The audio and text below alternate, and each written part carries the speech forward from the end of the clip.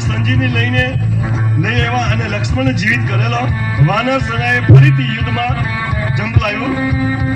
ચોથો દિવસ કહેવાય છે કે કુંભકર્ણની નિંદ્રામાંથી જાગીને યુદ્ધના મેદાનમાં આવ્યો અને કુંભકર્ણે વાનર સેનાનો હાહાકાર બચાવેલો.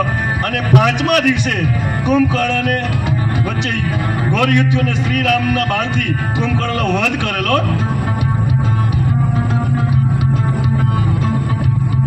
છઠ્ઠા દિવસે રાવણના પુત્ર અનિષ્ક અને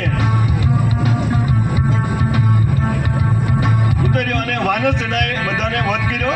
સાતમા દિવસે મેઘનાથ ફરીથી યુદ્ધમાં આવ્યો અને સેનાની માયાવી શક્તિથી વાનરોને ભય ફેલાયો.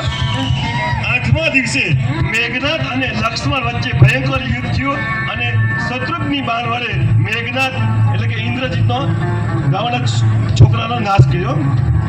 નવમા દિવસે રાવણ દુઃખ અને ક્રોધથી ભરાઈને પોતે યુદ્ધમાં આવ્યો નવમા દિવસે અને રાવણ અને શ્રીરામ વચ્ચે યુદ્ધ થયું અને રાવણ ઘાયલ થયો અને પાછો લંકામાં જતો રહ્યો. 10મા દિવસે